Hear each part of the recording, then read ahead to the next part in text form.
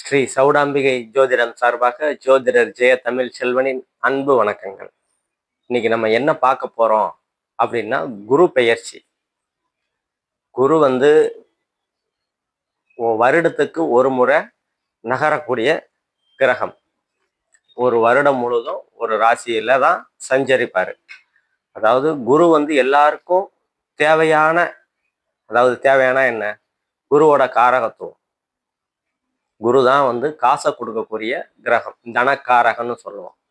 அதே மாதிரி புத்திரக்காரகன், குழந்தைய கொடுக்கக்கூடியது. அதாவது என்னென்ன செல்வங்கள், அனைத்து செல்வங்களையும் குரு பார்வை கோடி நன்மைன்னு சொல்லுவோம். அந்த குரு கிட்ட இருக்கிற வர கதிர்வீச்சு நம்ம லக்னத்துக்கும் லக்னாதிபதிக்கும் பட்டம்னா பாக்கியம். குரு பார்க்கக்கூடிய இடங்கள், அது எல்லாமே வளர. குரு எந்த இடத்த பார்க்க, 2ஆம் இடத்தை பார்த்தாருன்னா தனம் நல்ல அளவுக்கு வரும், பொருள் நல்ல அளவுக்கு ஈட்டுவாங்க அவங்க. அதே மாதிரி 1, 5, 9 திரிகோண வீடுன்னு சொல்லுவோம். அந்த வீட்டில் உட்கார போது உங்க லக்னத்தை கண்டிப்பா பார்க்கக்கூடிய அமைப்பு இருக்கும். அதாவது 5ஆம் இடம் அதிர்ஷ்டத்தை குறிக்கக்கூடியது. நல்ல சிந்தனை, நல்ல எண்ணங்களை குறிக்கக்கூடியது. அந்த 5ல் இருந்தாருன்னா உங்க லக்னத்தை பார்ப்பாரு. லக்னத்தை பார்த்தாருன்னா, லக்னம்னா நீங்க, அந்தஸ்து, கௌரவம், மதிப்பு, மரியாதை, அது எல்லாம் குரு பார்த்தாருன்னா அதெல்லாம் ஒரு படி உயரக்கூடிய அமைப்புகள்லாம் கிடைக்கும். இப்போ குரு உச்சமடைய போறார். அதுதான் இந்த சிறப்பு. குரு பயிற்சியோட சிறப்பே அதான். கடகராசியில குரு உச்சமடைவார். ஒரு வருடத்துக்கு உச்சமான குரு 5, அதாவது அவருக்கு பார்வை, சிறப்பு பார்வைகள் 3 பார்வைகள், 5, 7, 9. இந்த 3 பார்வைகள் குருவோட பார்வைகள், சிறப்பு பார்வைகள்னு சொல்லுவோம். அந்த 5ஆம் பார்வையா விருச்சக வீட்டை பார்ப்பாரு, அதாவது விருச்சக ராசியை பார்ப்பாரு. 7ஆம் பார்வையா மகர ராசியை பார்ப்பாரு. 9ஆம் பார்வையா தன்னோட வீட்டை, தன்னோட ராசியை, மீன ராசிய குரு பார்ப்பாரு. இதுதான் தனி சிறப்பு. அந்த சனியை பார்ப்பாரு. மீனத்துல இப்ப சனி பகவான் இருக்கிறாரு. அந்த சனி பகவானை பார்க்கும்போது அந்த சனி ஏற்கனவே குரு வீட்டுல இருக்கிறதுனால அந்த அளவு பாதிப்புகளை கொடுக்க மாட்டாரு. மேற்கொண்டு அந்த குருவோட பார்வையை, உச்ச குருவோட பார்வையை வாங்கும்போது இன்னும் அந்த சனி பகவான் தன்னோட கெட்ட சக்தி, அதாவது ஒளிக்கதிர், சனி கிட்ட இருந்து வரக்கூடியது மனிதனுக்கு தேவையில்லாத எண்ணங்கள் அந்த ஒளிக்கதிர் மூலியமா வருது. என்ன சனியோடதுன்னா மெதுவா, ஸ்லோவா, அதாவது சோம்பேறித்தனமா அந்த கதிர்வீச்சு, சனியோட கதிர்வீச்சு நமக்கு படும்போது சோர்வாக நம்ம உணர்வோம், சுறுசுறுப்பா செயல்பட முடியாது. இன்னொன்னு, சனியோட குணம் அதாவது தாமதம் ஃபர்ஸ்ட், அதுக்கப்புறம் குள்ளநரித்தனம்னு சொல்லுவோம், வஞ்சக குணம், தாழ்வு மனப்பான்மை. இதெல்லாம் சனியோட காரகத்துவம். இதெல்லாம் தான் சனி கொடுப்பாரு. அந்த காரகத்துவத்தெல்லாம் குறைச்சிப்பாரு சனி. இந்த குரு பார்வையினால, உச்ச குரு பார்வை இருக்கிறதுனால சனி தன்னோட ஆக்ரோஷத்தை குறைச்சிக்குப்பாரு. அந்த மாதிரி அமைப்புகள்லாம் இந்த குரு பயிற்சியில நடக்கும். இப்ப இதனால என்னென்ன மற்ற ராசிக்காரங்கள்லாம், மற்ற 12 ராசிக்கும் உண்டான பொது பலன்களை நம்ம பார்ப்போம்.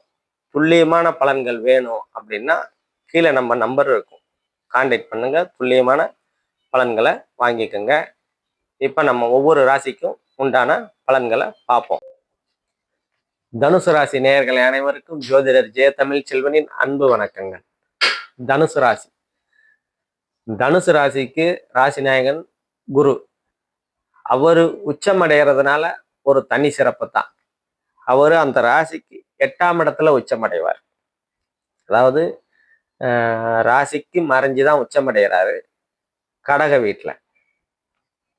அந்த உச்சமடைந்த குரு வந்து 2ஆம் இடத்தை பார்ப்பாரு. ராசிக்கு 2 பார்ப்பாரு, ராசிக்கு 4, ராசிக்கு 12, 8ஆம் இடத்துல இருக்கிறார். 8ஆம் இடத்துல உச்சமடைறதுனால 8ஆம் இடம் வந்து தடை தாமதங்கள் நீங்கக்கூடிய அமைப்புகள். ஏதாவது ஒரு விதயம் திருமண தடையா இருக்கலாம், இல்ல வீடு வாங்குறதுல, வாகனம் வாங்குறதுல தடை, இல்ல வீடு வாங்குறதுல தடை, ஏதோ ஒரு தடைகள் இருந்து வந்த தடைகள் எல்லாம் வந்து நீங்கக்கூடிய நிவர்த்தி ஆகக்கூடிய தன்மைகளை வந்து 8ஆம் இடத்துல இருக்கிற குரு, உங்க ராசி நாயகனாகிய குரு 8ஆம் இடத்துல இருக்கிறது ஒரு நல்ல விசேஷம். இருந்து வந்த தடை தாமதங்கள்லாம் நீங்கக்கூடிய அமைப்புகளை வந்து செய்வார். திடீர் அதிர்ஷ்டம், திடீர் பணவரவு, தனவரவு,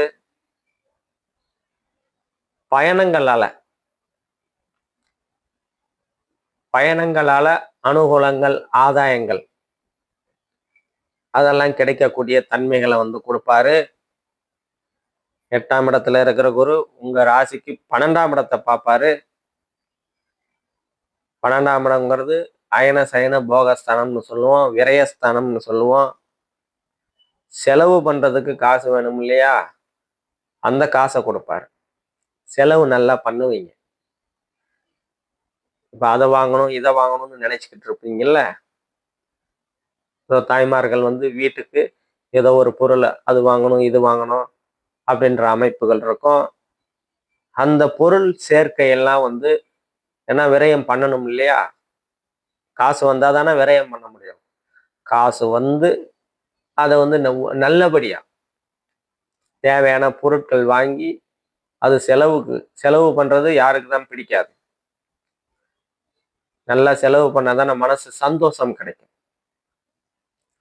முதல்ல காசு கிடைக்கும், நல்ல தேவையான பொருட்கள் சேர்ப்பீங்க, பொருள் சேர்க்கை உண்டாகும். இல்லை ஒரு நகை நட்டு வாங்கணும்னாலும் அதுவும் ஒரு வாங்குறது தானே. விரயம்னா நீங்க சுப விரயம் அசுப விரயம் 2 இருக்குது. இது குரு பார்க்கறதுனால சுப விரயங்கள் உண்டாகும். அதாவது மனதுக்கு பிடித்தமான செயல்களை அது செயல்கள் மூலயமா விரயமாகும். 2ஆம் இடத்தை பார்க்கிறாரு, ராசிக்கு 2ஆம் இடம். ராசிக்கு 2ஆம் இடம் தான் தனஸ்தானம், வாக்கு, குடும்பம். அதெல்லாம் குடும்பத்துல மகிழ்ச்சிகள் உண்டாகும். குடும்பத்துல இருந்து வந்த கருத்து வேறுபாடுகள்லாம் நீங்கக்கூடிய அமைப்புகளை வந்து இந்த குரு பகவான் கொடுப்பார். யாருக்காவது வாக்கு கொடுத்தீங்கன்னா அதை நிறைவேற்றக்கூடிய தன்மைகளை கொடுப்பார்.